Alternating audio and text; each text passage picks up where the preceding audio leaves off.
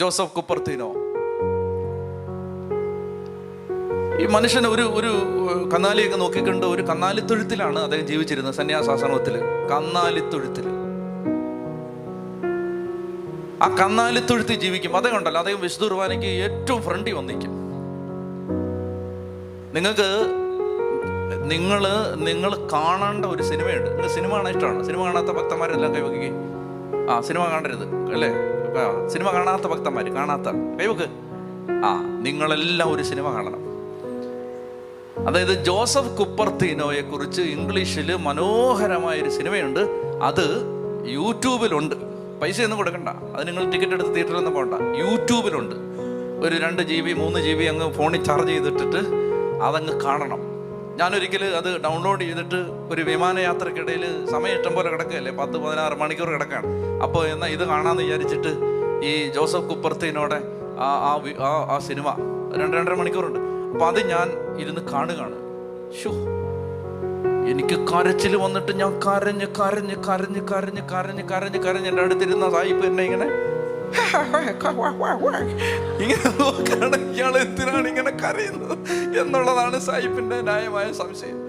അതായത് എനിക്ക് കരച്ചിൽ വന്നിട്ട്, ദൈവമേ നിങ്ങളത് കാണേണ്ടതാണ്. ഒരു പൊട്ടൻ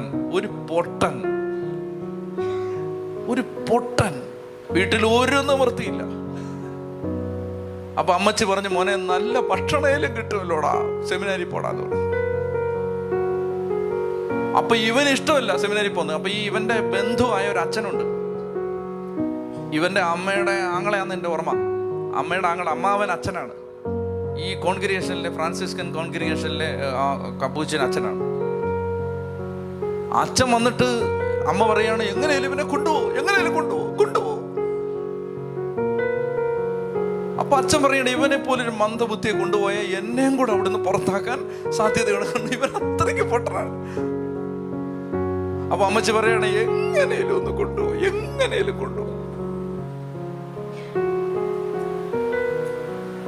അപ്പൊ അച്ഛൻ എന്ത് ചെയ്താൽ കൊണ്ടുപോകത്തില്ല. ഒരു തരത്തിൽ ഈ അമ്മച്ചി നിർബന്ധിച്ച് അച്ഛൻ കൊണ്ടുപോകാന്ന് വിചാരിച്ചപ്പോ ഇവൻ പറയാണ്, ഞാൻ പോകുന്നില്ല, എനിക്ക് പഠിക്കാനൊന്നും വയ്യ, ഞാൻ പോകുന്നില്ല. അപ്പൊ അമ്മച്ചി എന്താണെന്നറിയാം, അമ്മച്ചി പെട്ടെന്ന് ബോധം കെട്ടാക്കി വീണു. എന്തെല്ലാം ചെയ്തിട്ട് അമ്മച്ചി എഴുന്നേക്കുന്നില്ല. അവസാനം ഇവന്റെ അപ്പനാണെങ്കിൽ ഒരു വലിയ വിശ്വാസമൊന്നും ഇല്ലാത്ത ഒരാൾ, വല്ലപ്പോഴൊക്കെ വീട്ടിൽ വരും. അങ്ങനെ ഒരുത്തനാണ്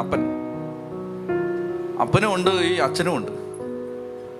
അച്ഛൻ പറയാണ്, ഇനിയിപ്പോ മോനെ നീ പോത്തില്ലെന്ന് പറഞ്ഞതിന്റെ വിഷമത്തിന് അറ്റാക്ക് വന്നെന്ന് തോന്നുന്നത്. ഏതാ പിന്നെ ഞാൻ പോവാന്ന് പറയുന്ന അമ്മച്ചി കണ്ണങ്ങ് തുറന്നു. അമ്മച്ചിയുടെ വേലയായിരുന്നത്, ഇവനെ എങ്ങനെയും വിടാൻ വേണ്ടി അമ്മച്ചിയുടെ വേലയായിരുന്നത്. അമ്മച്ചി എന്നിട്ട് പറഞ്ഞു, എന്നാ പിന്നെ ഞാൻ കാപ്പിയൊക്കെ ഇട്ട് തരാം, ഡ്രസ്സൊക്കെ ഇട്ട്. അമ്മച്ചി പെട്ടെന്ന് എഴുന്നേറ്റ്. നമ്മൾ ചങ്ക് പൊട്ടി കരയും അതൊക്കെ കാണുമ്പോൾ. നിവൃത്തികേട് കൊണ്ട് പറഞ്ഞു വിട്ടതാണ്, നിവൃത്തികേട് കൊണ്ട്.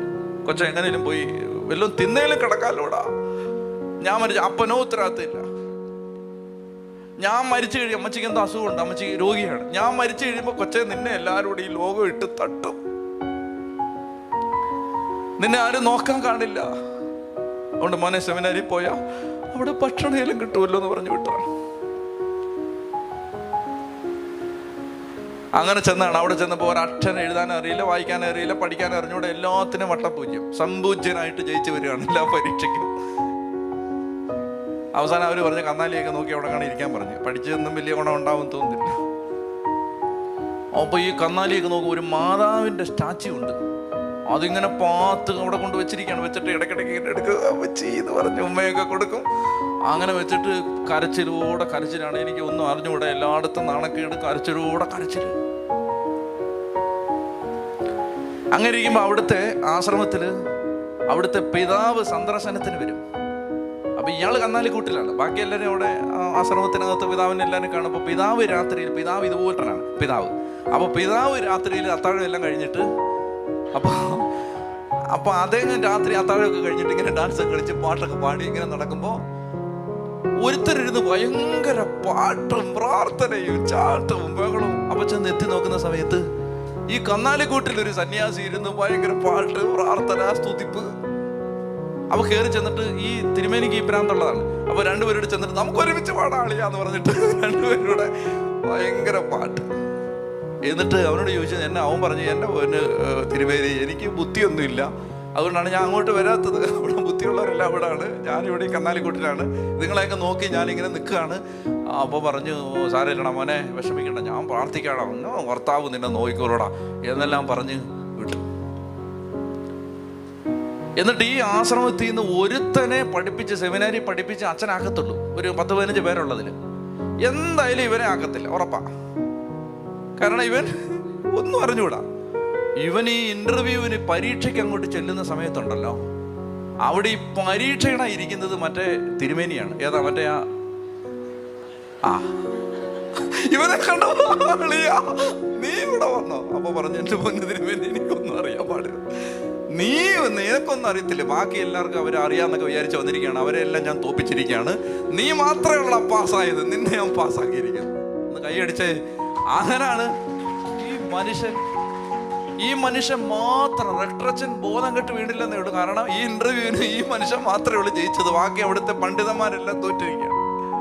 അങ്ങനെ സെമിനാരി കൊണ്ടുവിടുകയാണ്. വലിയ പുസ്തകമൊക്കെ താങ്ങി പിടിച്ച് കരഞ്ഞുകൊണ്ടാണ് പോകുന്നത്. ഇതെല്ലാം എങ്ങനെ പഠിക്കും? അങ്ങനെ ഒരു തരത്തെ അവിടുന്ന് ആ പിതാവിന്റെ കാരുണ്യം കൊണ്ട് അദ്ദേഹം പറഞ്ഞു, സാരമില്ലടാ, നീ പഠിച്ചോ, നിന്നെ ഞാൻ ജയിപ്പിച്ചോളാന്ന് പറഞ്ഞു. നീ ഇപ്പോൾ പഠിച്ചില്ലെങ്കിൽ സാരമൊന്നുമില്ല. അങ്ങനെ ജയിപ്പിച്ച് അച്ഛനാക്കിയിട്ട് പരിശുദ്ധ കുർബാനയോട് ഭയങ്കര സ്നേഹം. പരിശുദ്ധ കുർബാന എന്ന് പറഞ്ഞാൽ ഭയങ്കര സ്നേഹം.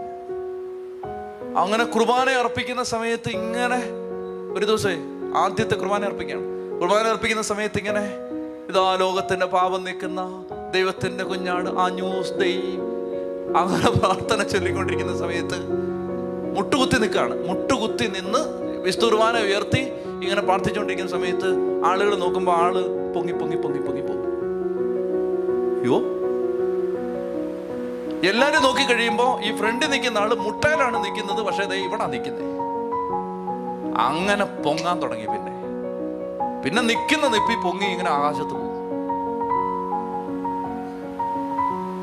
ഈ പൊട്ടനെ ഇത് കണ്ടിട്ട് ദൈവമേ സഹിക്കാൻ പറ്റിയില്ല. കാരണം ഈ മനുഷ്യൻ, ഈ പൊട്ടനെ ദൈവം അഭിഷേകം ചെയ്തത്, ഈ പമ്പര വിട്ടിയെ ദൈവം അഭിഷേകം ചെയ്തത് എന്താ അങ്ങനെ കണ്ടായിരുന്നത്? വിശുദ്ധ കുർബാനയോട് ഭക്തി, മാതാവിനോട് സ്നേഹം.